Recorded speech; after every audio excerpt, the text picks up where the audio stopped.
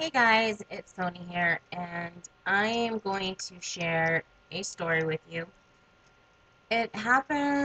Started happening around the age of 13, but you read the title, it's a stalker story. It was horrible.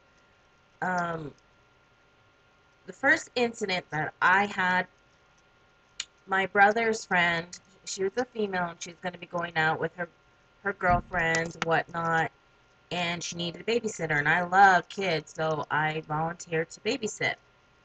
Well, she came home at 4 in the morning, just plastered, so I knew I was not getting a ride home, nor would I ask her to do that. So, where I was an apartment complex. It's like this, it's long, and then there's a fence dividing another apartment complex. I lived on this side, and I was babysitting over here. Now, you can either go in the front and walk on the sidewalk and the road and all that stuff, or go behind and be in a field and be in pure darkness. Now, it was hard for me to choose the sidewalk because my brother was murdered and died right there on the sidewalk. So it's kind of hard for me, and I had to make the choice to go on the sidewalk just in case something happened. I could scream for help. So I'm getting closer to my apartment, and I could hear like a footstep kick a rock. I totally panicked. I was like, oh my gosh, I turn to my side and I can't see anybody. So I start walking faster and faster, and usually my family will leave the door open for me, especially they knew I was going to be home late. The door was locked, and I hear brushes move, so I turn around, and I could just see a man's legs and his feet. And I'm pounding on the door for dear life, and nobody's answering the door. I mean, nobody can hear me. And I'm like, nobody's even gonna know what happened. They can't hear me scream or anything. And finally, my brother heard the crazy knocking, and he ran out. I ran to him and I hugged him, and I told him somebody's out there. By that time, he had left. So then I just started getting phone calls, crazy notes at school, and I didn't really talk much about it to my family. I just felt like I could tough it out myself. But felt like I was always being watched, and knowing my brother was killed in that town, it was eerie. And many times I've had to walk home at night when I'm studying at friends' house, and they didn't even know what was going on. So, my father had gotten into an accident and was staying in the hospital in another city, so my mom was always gone. Well, the person that was talking to me obviously knew that, and I know that now, and I'll tell you how I know that. I started getting really crazy phone calls.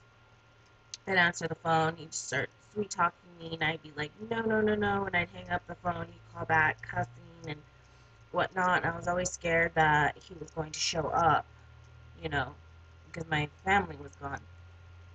So one day at school, a couple years later at school, I was in science, and some police officers come into the door, and I'm thinking, ooh, somebody's in a lot of trouble. And they called me up there, and the police officers pulled me out of the classroom and told me, we already have your mother, and we're going to take you for a ride to another station and talk to you about some things. And I'm thinking, what the heck happened? I'm not a bad kid. What happened? So they couldn't discuss it until I got there. And then they put me and my mom in a room where there's a video camera and then there's like a plate glass and all that stuff, asking what had happened to me. Did somebody hurt me?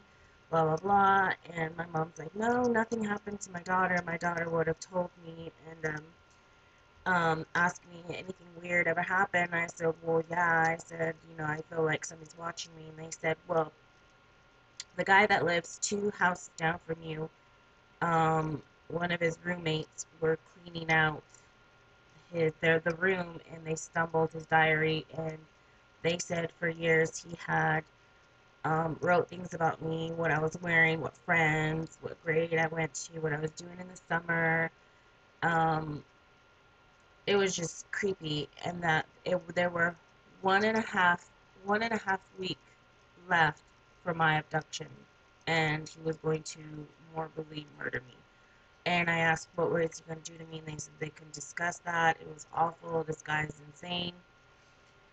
So I'm freaking out. I'm mad. I feel violated and everything like that. My privacy. And all I know is this guy's gone. I don't know what happened to him. I don't know if he went to jail or what. And then it was a good 3 years. I was out and about, and I was at a party, and lo and behold, he's standing right there. I freaked out, and I was like, I gotta go home. I gotta go home. This guy's crazy. You know, he had plans to abduct me, kill me, blah, blah, blah. And that was the last time I seen of him. And to this day, I don't know. I still get weird phone calls and stuff. But, you know, it annoys my husband the most because he said he doesn't know him and he wasn't there when this all happened. But, you know, just don't be like me if you're seeing this and this is happening to you and you're not talking to anybody. Please talk to somebody because, look, I got lucky. You know, if they would not have found that diary, I would not be here, and I don't even know what he had planned to do to me. I just know I wasn't going to be alive, and they wouldn't tell me how. So this is a true story, and to all of you out there that are experiencing this, please get help. Don't hold this aside. Call the cops. Tell your family members. At least they know, you know, something's up. And that is my story, and I've lived with it. I dealt with it in my own ways. Yeah, to this day, you know, there are some things that scare me because of that. It's very disturbing to know that I was going to be murdered, and I happened to be saved by one of their roommates. But yeah, definitely leave me a comment if you want to ask me a question on how I got through this. Things to do, and I hope this helps out. And I know it's nothing makeup related, but I had to share this with you. So God bless you, and I hope that you guys are all doing fine. Bye.